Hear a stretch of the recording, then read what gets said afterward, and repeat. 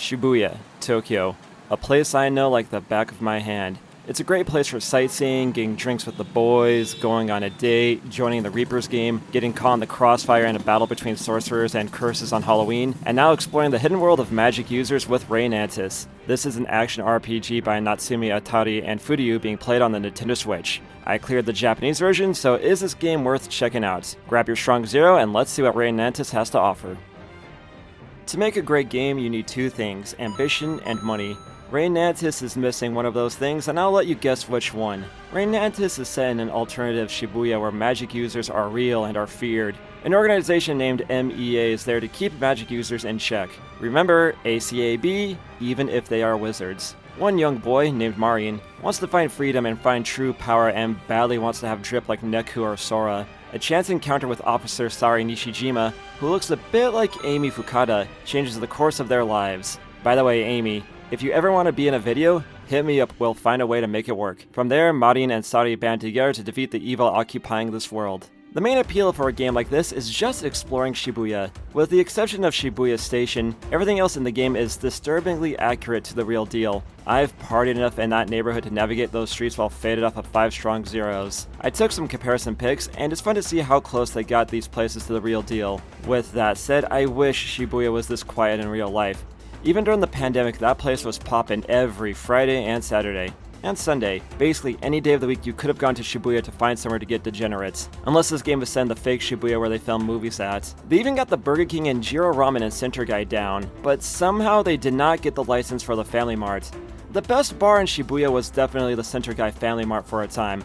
I've definitely made a lot of bad choices there. One of these games has to get a Strong Zero collaboration at some point. They also got the alley across from the Center Guy Family Mart in the game. That place is cleaned up now, there's a bar and a smoke shop in that alley, but it used to look like this. All the Shibuya degenerates called it Piss Alley because, well, it was a communal toilet. And allegedly an act of Europhagia happened in that alley. Allegedly. All this is accompanied by a beautiful Yoko Shimomura soundtrack. When I ordered my copy of Reynatis off of Amazon, they gave me this really cool CD case with this really lovely art piece on it, but that's all it really came with, and the CD only has 6 musical tracks on it, so it's just gonna sit in the drawer for the rest of the time. No matter what project she's involved with, she is definitely going to be the strongest point. And when you get tired of street drinking in Shibuya, you can travel to a second world called Another, where only wizards can go. What secrets are hidden in Another? Lots of monsters, drab environments, and bad camera angles. It's better than Shibuya these days. Tourists, kick streamers, and a public drinking ban ruined Shibuya. Mostly the ban on public drinking, that's a huge nerf. If you've played any kind of game or seen any anime like this, you'll be familiar with the plot points. An angsty boy trying to become strong and a military person getting challenged in their justice philosophy. Marian is joined by Moa, a perky girl who wields a hammer and changes into a BDSM bunny, I think, when in battle. My kind of woman. He's also joined by an aloof woman named Nika, with a dark past who's totally given Eugene vibes. And by the way, Eugene, if you ever want to be in a video, that offer is also open. Sari is joined by the zesty one and a burly fist fighter who is trying too hard to be cute to you. I didn't care too much for either of them.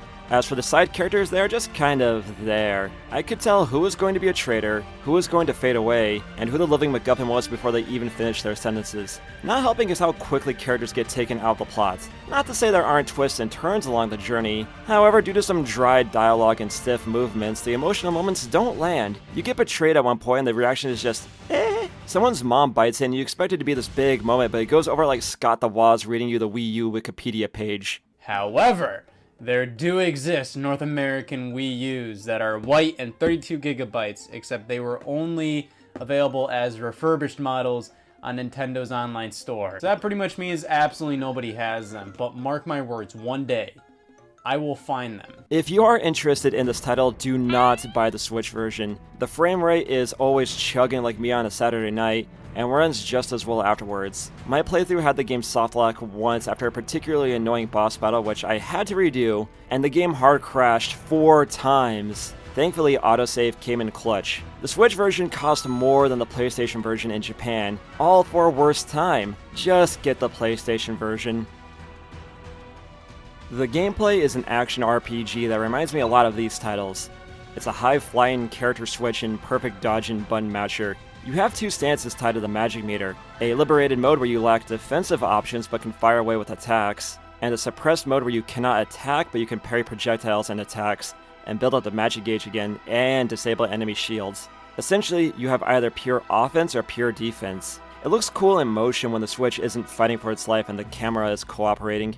You get 6 characters to choose from, and you can customize your skills. That said, even after expanding my abilities, I didn't feel much stronger at the end of the game than I did at the beginning. Also, it's weird that you have to sell your materials to the store to expand your ability slots. So the store gives you money on top of making you stronger. It's like going to McDonald's after a night of drinking for a $10 meal, then getting your food with $19 back and your drunken state magically healed. Essentially, money is a non-issue. Reynatis isn't particularly difficult, just annoying. It does that thing where the enemies don't have clever AI. They just throw lots of enemies at you while they super armor through combos and do huge AoE attacks. In particular, the Mushroom Mofos and the Grim Reaper Wieners made my life that much more tedious because of their teleports and shields respectively. The deadliest enemy in the game by far is the camera. That thing will fight you till the ends of the earth. Not even Voldemort posed a greater threat than Reynatis' camera system. My general strategy through my playthrough was to combo as much as possible until I can unleash the overdrive and spam roll when I was scared. Even if I found myself in a tough spot, I had so much cash I could load up on healers and take anything that came my way. And by the time I got the skill from the World Ends With You chapter, the game might as well have rolled the credits right then and there because that move is utterly broken. Compounding the issue is that there aren't a whole lot of enemies. You fight the same dudes in chapter 1 as you do by chapter 33 with only the bosses giving you something different to fight.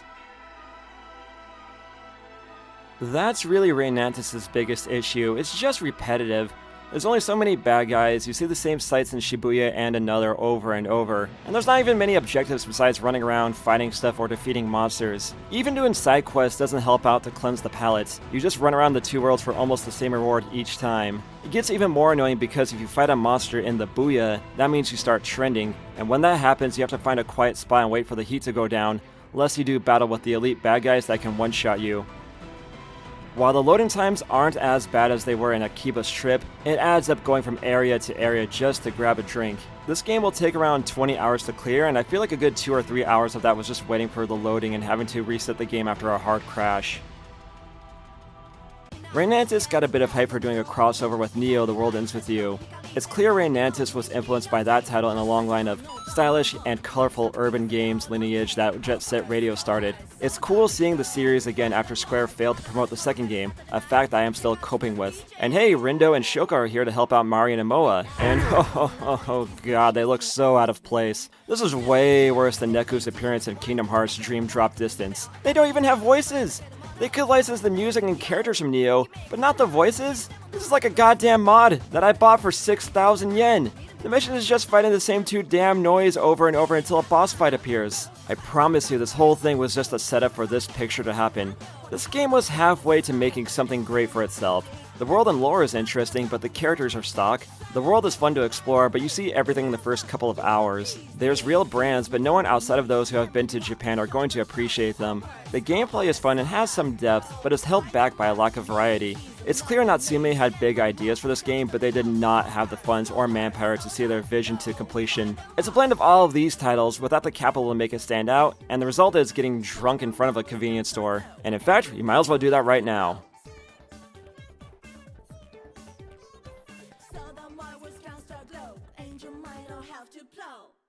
And I figured for the end of the review, we should actually do it on location here in Shibuya, Japan. It's a lovely night, and I got me a lovely drink. So that's my look at Reynatis on the Nintendo Switch. And overall, it was pretty I think if this game had a bit more time or money, it would have been a true cult classic in the Switch RPG library. And a game we would have gone back to in like 5 or 10 years, thought, oh yeah, that game was really good. But as it stands, it's kind of a forgettable experience, and I'm definitely going to forget about it as soon as I finish my beverage.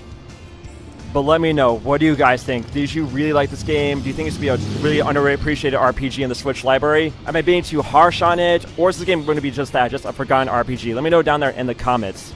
And when you're down there, make sure you subscribe to the channel, hit the bell as well for notifications on future videos. If you follow me on the social media accounts like Twitter and Instagram, I'll post more pictures and videos of this, like my life in Tokyo, and that'll be really fun.